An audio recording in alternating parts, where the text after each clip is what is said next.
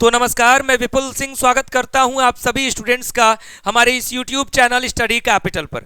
CUET PG 2024 में answer की आने के बाद, प्रोविजनल आंसर की जारी होने के बाद जितने भी स्टूडेंट्स के मार्क्स कम आ रहे हैं वो लगातार परेशान हैं और कमेंट बॉक्स में बहुत सारे सवाल आ रहे हैं कि सर मेरा लो मार्क्स है, मैं क्या करूं, अब आगे क्या होगा, क्या मुझे किसी सेंट्रल यूनिवर्सिटी में एडमिशन मिलेगा या फिर नहीं मिलेगा, मेरे लिए समाधान क्या है।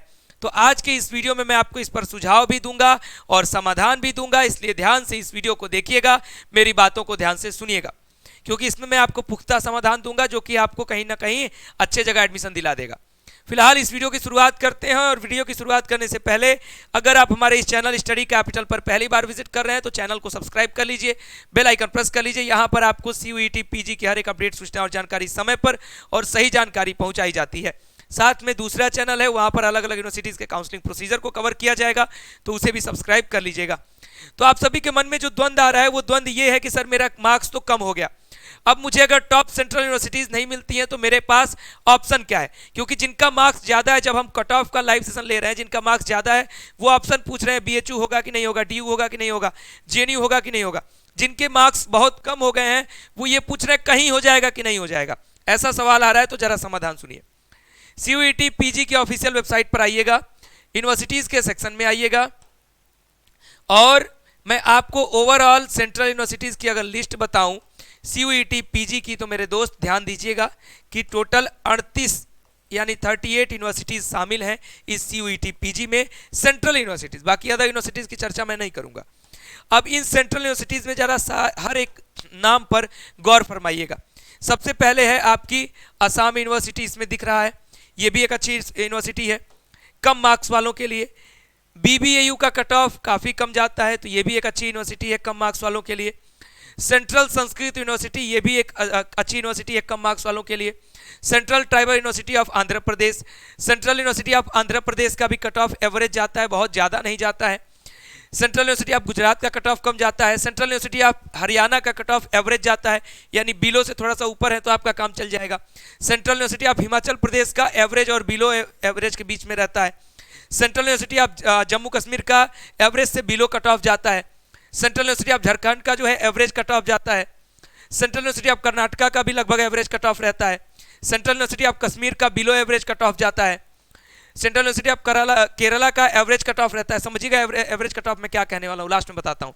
सेंट्रल यूनिवर्सिटी ऑफ उड़ीसा की भी वही स्थिति है। सेंट्रल यूनिवर्सिटी ऑफ पंजाब का बिलो एवरेज कट ऑफ जाता है। सेंट्रल यूनिवर्सिटी ऑफ राजस्थान का बिलो एवरेज कट ऑफ जाता है। Central university of south Bihar का भी लगभग बिलो एवरेज ही कट ऑफ रहता है। सेंट्रल यूनिवर्सिटी ऑफ तमिलनाडु का कट ऑफ जो है एवरेज रहता है।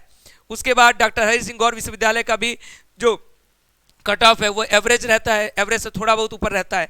गुरु घासीदास विश्वविद्यालय का भी जो कट ऑफ है वो एवरेज ही रहता है। और बात करूं जामिया मिलिया इस्लामिया, तो मान लीजिए कि कट ऑफ ज़्यादा जाएगा। JNU का कट ऑफ जो है थोड़ा ज़्यादा ही रहेगा। मणिपुर है, मिजोरम यूनिवर्सिटी है, इन सब का कट ऑफ बिलो एवरेज रहता है। और सुनिए, नेशनल संस्कृत यूनिवर्सिटी है, इसका भी कट ऑफ जो है एवरेज ही रहेगा। पौंडीचेरी यूनिवर्सिटी का कट ऑफ ऊपर रहेगा। नेहरू यानी नॉर्थ ईस्टर्न हिल यूनिवर्सिटी, इसका भी कट ऑफ बिलो एवरेज या एवरेज के आसपास रहेगा। और आगे बढ़ता हूँ, सिक्किम यूनिवर्सिटी है, राजीव गांधी यूनिवर्सिटी है, तेजपुर यूनिवर्सिटी है, इसका भी कट ऑफ आपका क्या रहेगा, एवरेज ही रहेगा और यूनिवर्सिटी काफ़ी बढ़िया है। त्रिपुरा यूनिवर्सिटी है, यूनिवर्सिटी ऑफ दिल्ली का तो कट ऑफ जो है ज़्यादा रहेगा। यूनिवर्सिटी ऑफ हैदराबाद का भी जो कट ऑफ है ज़्यादा रहेगा। अब मैं जो बात कर रहा था कि सर बिलो एवरेज क्या रहेगा, एवरेज क्या रहेगा और हाई क्या रहेगा, तो देखिए जो कुछ गिनी चुनी यूनिवर्सिटीज़ हैं, हर सब्जेक्ट में सारी यूनिवर्सिटीज़ का कट ऑफ ज़्यादा नहीं जाता है। हर सब्जेक्ट में ओवरऑल 5 to 6 ऐसी चॉइस वाली यूनिवर्सिटीज़ होती हैं, जैसे BHU सारे सब्जेक्ट में हो जाता है, DU सारे सब्जेक्ट में हो जाता है, JNU सारे सब्जेक्ट में हो जाता है। उसके बाद अलग अलग सब्जेक्ट के अनुसार जो है HSU लड़ाई में आ जाता है, पौंडीचेरी अच्छी खासी लड़ाई में आ जाता है, IFLU अच्छी खासी लड़ाई में आ जाता है, और कुछ और यूनिवर्सिटीज़ हैं, कभी कभी गुरु घासीदास भी कुछ सब्जेक्ट्स में आ जाता है। तो वो ऐसी यूनिवर्सिटीज़ हैं, गुरु घासीदास भी कम ही आता है, बहुत कम ही सब्जेक्ट में। तो कुछ ऐसी 5-6 यूनिवर्सिटीज़ बनेंगी हर सब्जेक्ट में उन 38 विश्वविद्यालयों में से, जिनका कट ऑफ जो है हाई जाएगा।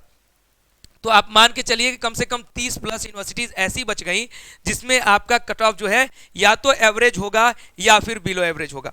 अब एवरेज और ये बिलो एवरेज क्या है, तो जो बीएचयू का कट ऑफ जाएगा, डीयू का कट ऑफ जाएगा, उससे 70-80 नंबर कम है, तब भी आपका एवरेज और बिलो एवरेज वाले में स्थिति बनेगी। इवन 100 नंबर भी कम है तो बहुत सारे सब्जेक्ट में इस बिलो एवरेज वाली जो यूनिवर्सिटीज है उसमें आपको एडमिशन मिल सकता है। यानी अगर किसी का कट ऑफ जो है 200 जा रहा है किसी सब्जेक्ट का, तो आप 100 नंबर पर भी आराम से आशा कर सकते हैं।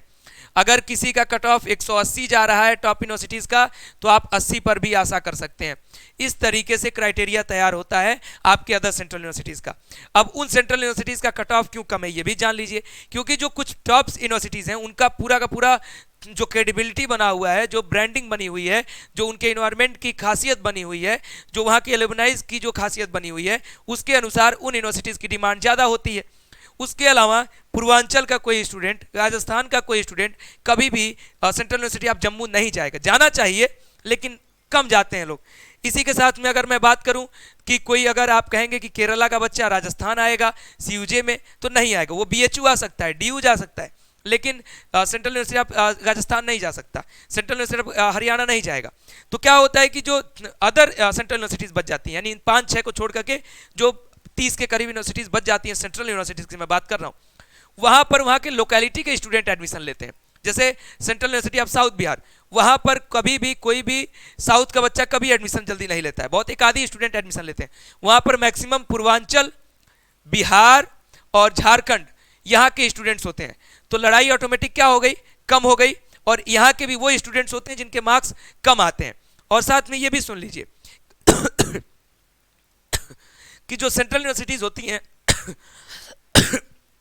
जो अदर सेंट्रल यूनिवर्सिटीज़ हैं, बीएचयू, डीयू, जेएनयू वगैरह को छोड़ करके सारे बच्चे जो है, जैसे मान लीजिए सबका अगर किसी का 100 नंबर आ गया किसी सब्जेक्ट में, पीजी का एग्जाम दिया 80 नंबर आ गया, तो सारे बच्चे जो है सेंट्रल यूनिवर्सिटी में एडमिशन भी नहीं लेते हैं।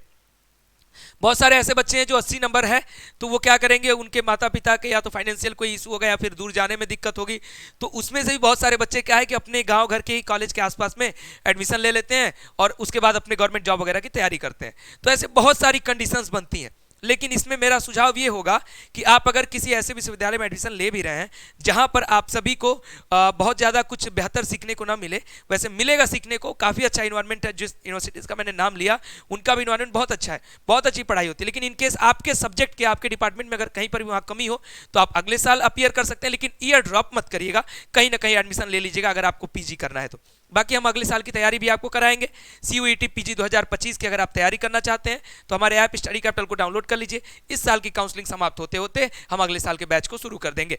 आप हमारे व्हाट्सएप पर भी मैसेज कर दें, जो स्टूडेंट्स काउंसलिंग के लिए हेल्प चाहते हैं, काउंसलिंग के लिए हेल्प मैसेज कर दें। 2024 की काउंसलिंग की हेल्प चाहिए, जिन्हें 2025 में तैयारी करना है वो भी मैसेज कर दें। हम आपका नंबर सेव रखेंगे, जैसे ही आपका बैच लॉन्च होगा हम आपको अपडेट कर देंगे स्टेटस से, या फिर जैसे ही आपका अलग अलग यूनिवर्सिटीज़ का मैंने इतना पूरा का पूरा लिस्ट बताया। अब इसकी काउंसलिंग कब शुरू होगी, किसका क्या प्रोसीजर होगा, सब कुछ हम अपने इस दूसरे वाले channel CUET PG study capital पर कवर करेंगे, क्योंकि मेन वाले पर टॉप यूनिवर्सिटीज़ और बाकी जो प्रमुख अपडेट्स हैं उसको कवर करेंगे, इस पर सारी यूनिवर्सिटीज़ को कवर करेंगे, लो मार्क्स वाली भी। तो इसके लिए दोनों चैनल सब्सक्राइब करके रखिएगा, बहुत ही जरूरी होगा।